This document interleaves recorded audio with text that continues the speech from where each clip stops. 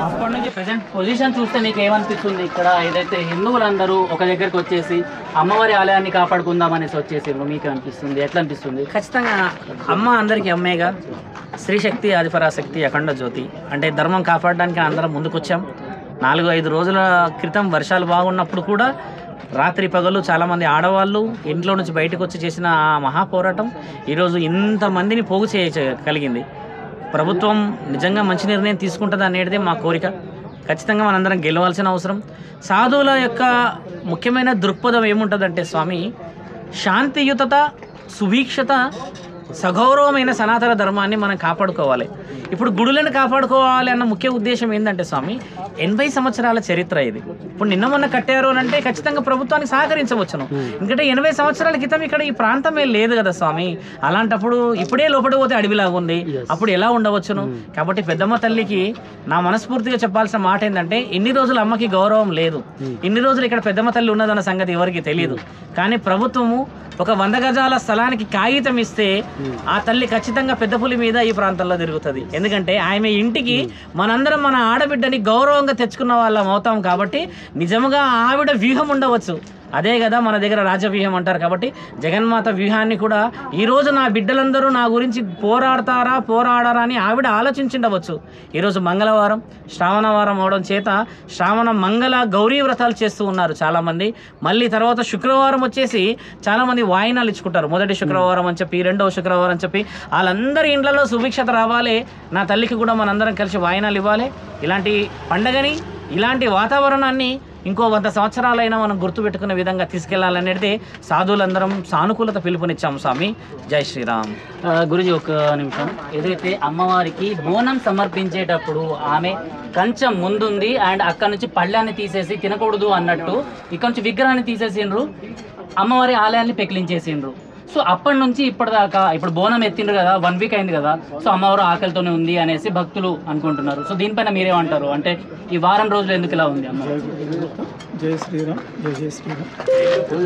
ఇక్కడ మీరు గమనించాలి, విగ్రహం తీసింది అమావాస్య రోజు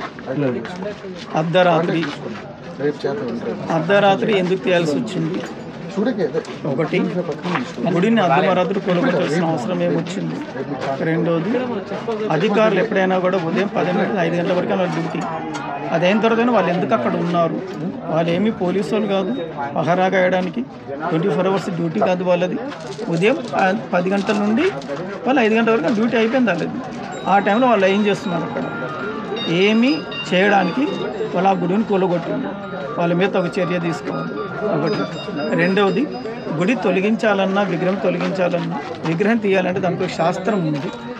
వేదంలో, వైదికంగా, ఆగమ శాస్త్రంలో కొన్ని పద్ధతులు ఉన్నాయి. ఆ విధానాలలోనే తీయాలి. లేదంటే అక్కడ జరగకూడని కూడా కొన్ని జరిగే అవకాశం ఉంటుంది. శాస్త్రం మనం గౌరవించాలి.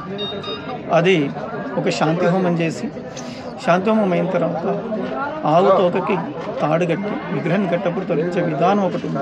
అయినా కూడా ఈ విగ్రహం ఎందుకు తొలగించింది? ఈ గుడి ఎందుకు తొలగించింది? 80 ఏళ్ళకించి 83 ఏళ్ళకించి అక్కడ గుడి ఉంది.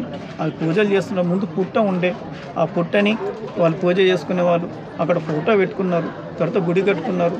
బస్తీ వాసులు ఇక్కడ ఇది అడవి లెక్క ఉంది కాబట్టి అమ్మవారిని నిలుపుకున్నారు. ఇలా అలా తొలగించాలనుకుంటే ముందు ఇక్కడ ఏవైతే ప్రభుత్వ భూములలో కట్టిన అన్ని కట్టడాలు తొలగించింది. ఆ తర్వాత తొలగిద్దరు. అమ్మవారి గుడి ఉంటే ఈ కాళీవాసులకి, ఈ బస్తీవాసులకి, ఈ ఊరికి అంటే ఈ హైదరాబాద్కు కూడా మేలు జరుగుతుంది. అమ్మవారిని అలా అమ్మ జగన్మాత అంటే మనందరికీ ఆమె తల్లి. మన తల్లిని ఎవరన్నా ఏమనంటే మనం ఊరుకుంటామా? ఊరుకోము. కాబట్టి హిందువులందరూ సంఘటితమై, ఐక్యమై, ఒక శక్తిగా మారి వీళ్ళందరూ వచ్చినారు. అమ్మవారు వీళ్ళందరూ ప్రవేశించి ఇప్పుడు వీళ్ళందరినీ తీసుకొచ్చింది ఇక్కడికి. వీళ్ళందరితోని పోరాటం చేయడం జరుగుతుంది. అమ్మవారు నిర్ణయం ఎలా ఉంది అనేది ఒక పక్కనే పెడితే, ఇప్పుడు రేవంత్ రెడ్డి గారికి మేము విన్నపం చేస్తున్నాం. మీరు ఎంతో మంచిగా హిందూ కార్యక్రమాలుగానే చేస్తున్నారు. ఈ చిన్న విన్నపం వినండి. కాళేశ్వరంలో మీరు మంచిగా చేస్తున్నారు, ఇక్కడ కూడా మీరు పూనుకొని మీరే స్వయంగా వచ్చి ఇక్కడ చూడండి. చూసి ఇది హిందూ దేవాలయం ఇక్కడ ఉంది అని మీరు నమ్మితేనే ఇక్కడ గుడి కట్టండి. ఇదే ప్రశ్న గురుజీ, ఇదే ప్రశ్న అమ్మవారికి ఏదైతే బోనం పెట్టిండ్రో అది పూర్తవకముందే, అంటే ఆ భోజనం చేయకముందే ఇక్కడ నుంచి పెకిలించడం జరిగింది. సో ఈ 1 వీక్లో ఏం జరిగి ఉంటుంది, ఎందుకు ఇంత ఉధృతంగా స్వామిజీలందరూ బోనం సమర్పణ జరగడం, అమ్మ స్వీకరణ చేయడం అనేటిది జరిగిన తర్వాత అవాంఛనీయంగా ఏది ఇన్ఫర్మేషన్ లేకుండా రావడం అనేటిదే ఇక్కడ చాలామంది మనోభావాలు దెబ్బ. మీరు అన్నట్టు అధికారికంగా ఒక లెటరో లేకపోతే ఒక ఇల్లు ఉంటేనేమో నోటీస్ ఇయ్యలేరో గులగొట్టండి. ఇప్పుడు ఎన్నో చేస్తున్నారు హైడ్రా అధికారులు, అందరూ వచ్చి స్పందిస్తలేరు. కానీ గుడి కాబట్టి ఈ మనస్సు కొంచెం బాధ స్వామి. ఇప్పుడు మీరు అన్నట్టుగా ఎక్కడో కట్టుకున్న గుడి గులగొడతారు. మొన్న అదేదో బంజారా ఏదో ప్రాంతంలో 3 అంతస్తుల బిల్డింగ్ గులగొట్టారు. మరి ఆ బాధితుడైతే ఎక్కడ వచ్చి చెప్పలేడు, ఎందుకంటే అక్రమంగా కట్టారనో లేకపోతే అది ప్రభుత్వ స్థలమనో ఒక నిర్ణయం ఉన్నది. ఇక్కడ గుడుల విషయమే కాబట్టి ఈ మనస్సు బాధ. ఎందుకంటే 80 సంవత్సరాల పెద్దమ్మ తల్లికే ఈరోజు దిక్కు లేకుండా చేస్తే మరి అమ్మ ఏ అధికారం ఉన్నదని నన్ను చూస్తున్న వాళ్ళందరికీ ఈ భూమండలం ఇచ్చింది. ఒక మాట గమనించి చూడాలి, 100 గజాల స్థలం మనం ఇయ్యలేని పరిస్థితుల్లో ఉంటే యావత్ ప్రపంచం అంతా ఒక భూమండలం, ఇది భూమే. మరి దేవతలందరూ మనకి ఎందుకు ఇచ్చారు?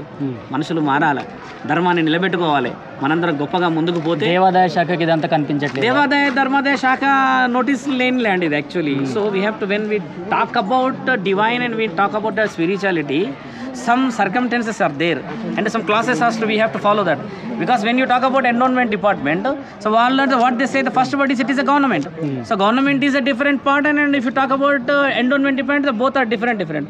So anyway, we given one discussion also there, and yesterday also we met collector and some other Swamijis also went there, and they given a honored letter to them also, and they given 4 days time that they have to declare what is the ground level work of that. They will take a endowment department suggestions also, then again they'll come to the that MRO only, which MRO did this all this, that MRO only going to give a memorandum to the government. ఎందుకంటే ఆవిడ hand ఓవర్లో ఉన్న document కాబట్టి we have to give a huge respect to the personalities. ఎందుకంటే government అధికారులు అమ్మ జగన్మాత ఆలోచన గొప్పగా చూడండి. ఏ ఎంఆర్ఓ గారు అయితే కూర్చున్నారు అంటున్నారో ఆ ఎంఆర్ఓ గారే ఇప్పుడు లోకల్ రిపోర్ట్ ఇవ్వాలి. ఆ అమ్మ తెలిసి చేసినా తెలియక చేసినా ఇప్పుడు రైట్ కొట్టేది ఆవిడే, గ్రీన్ సిగ్నేచర్ పెట్టేది ఆవిడే. కాబట్టి అదంతా రాజవ్యూహం అనుకోవచ్చు. పెద్దమ్మ తల్లితోనా ఆటలు, దేవతలతోనా ఆటలు. మనందరం సాధులందరం మేము ఎందుకు వచ్చామనంటే గుడులు గోపురాలు అలా అవుతూ ఉంటే మనసు బాధ అవుతుంది స్వామి. మన ధర్మాన్ని మనమే కాపాడుకోవాలి. గుడులనే కదా ఇడిదాకా వచ్చాం, అక్కడెక్కడెక్కడో ఏవేవో అవుతున్నాయి, ఎందుకు పోతలేదు అక్కడికి మనం? నిన్నగాక మొన్న ఎంతో ప్రాంతాలు మునిగిపోయాయి, ఎందుకు అక్కడికి పోతలేమనంటే అదొక ఆలోచన. ఋషి పరంపరలో అందరు సాధువులందరూ ముందుకు వచ్చినప్పుడు చాలామంది శివశక్తులు వచ్చారు, జోగినీలు వచ్చారు, బోనాలు అందరూ ఎత్తి వాళ్ళు ఎందుకు వచ్చి ఎత్తుతున్నారంటే ఇది మన ధర్మాన్ని కాపాడుకోవడానికి. కాబట్టి మనం పోవాల్సిన ముఖ్యమైన విషయం ఏంటంటే ఖచ్చితంగా 100 గజాల స్థలం ప్రభుత్వం సానుకూలంగా మనకు ముందుకు అవకాశం ఇవ్వాలి, దాంట్లో మనందరం గెలవాలి. మరోసారి మీరందరూ ముందుకు రావాలి. ఛానల్ వాళ్ళందరికీ కృతజ్ఞతలు. ఖచ్చితంగా ఈ వాతావరణాన్ని ఒక పండగ వాతావరణంలాగా చరిత్ర శాసనాల్లో మళ్ళీ రాసుకునే విధంగా ముందుకెళ్దాం. జై శ్రీరామ్. జై శ్రీ. జై శ్రీ.